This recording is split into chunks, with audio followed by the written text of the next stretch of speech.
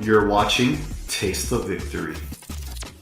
Tableturf Battle is a new side mode introduced in Splatoon 3 that recreates Turf War as a card game, and quite frankly, it does a fantastic job of translating the strategies of Splatoon's online mode into a cute little tabletop experience. A lot of the early game feels similar to turf battles, and once that clicks, makes it so much smoother to outsmart your computer opponents. Your deck is made up of one of the smallest deck counts I've seen in any card game, digital or otherwise. You need to use 15 cards to have a legal deck.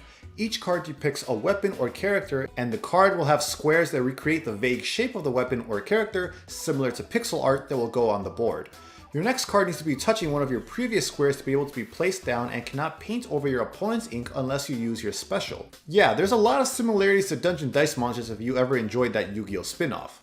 Each card has a number, and that number represents how many squares it will take over when placed on the board.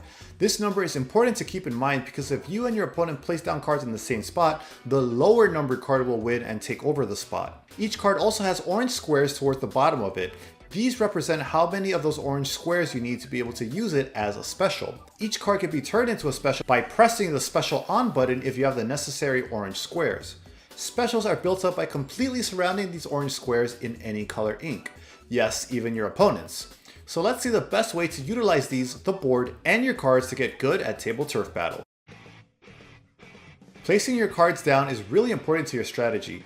Every card you play has to touch one of your previous squares, but one thing that is easy to overlook is that it doesn't need to touch the full square.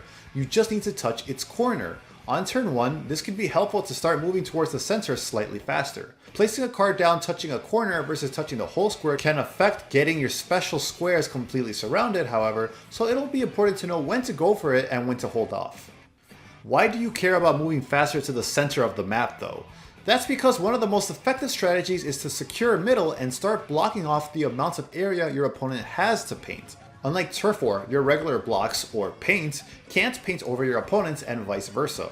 This is more effective in certain stages than other, but for the majority of these more linear ones, this is devastating to your opponent since they have no way to contest this until they can build up a special.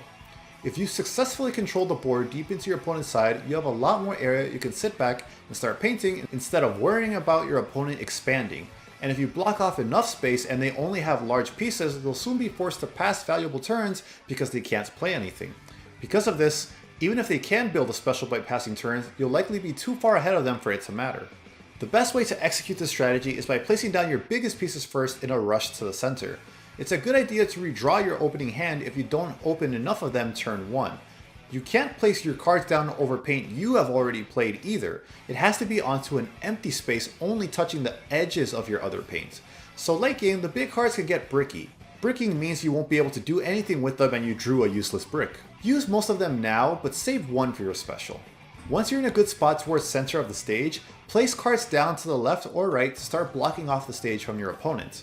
I'd recommend using slightly lower numbered cards like 9s for this strategy because the card with the lower value takes over the spot if you and your opponent place cards down in the same location. If they have the same numbers, it becomes neutral territory that doesn't belong to either of you. So how do you build your deck to take advantage of this? To edit your deck, press X on your controller to bring up the menus and go to Status. Scroll all the way down to Tableturf and click Card List to bring up the editing screen. While it can be tempting to only put big cards in your deck, you'll quickly run into a problem. By the late game, you won't have any space to play cards anymore, and you'll be forced to pass turns losing turf to your opponent while they play down the small cards. It's important to build a balance of big and large cards in your deck. They may not seem like much, but in the late game, these cards that are literally only 2 small blocks long are sometimes the only space still left to play a card down. And when games get really close, 1 or 2 blocks of paint can be the difference maker. Start by placing big pieces down, and once you feel you've blocked off a good amount of turf from your opponent and there isn't much free space left, start switching to the small cards to fill in the gaps to build special meter on your side of the field. Some cards are meant to combo with others. This is immediately apparent in a lot of the Salmonoid and Idol cards. They link together like puzzles. A few of these are great to have cards that can turn on specials easily while also expanding board quickly. Synergy is important to gain some early game momentum. The Captain and Steelhead are an example of great combos. Take some time to browse through cards and see any that link together well like a puzzle when deck building. So we got an idea of why we need big and small cards in our deck now. But what are the right ratios to reduce bricking? Through testing and watching other high-level players, it seems there's 3 sizes to break cards down to: big, medium, and small. Big being 11 squares and up, medium being 4 to 10 squares, and small being everything under 4 squares.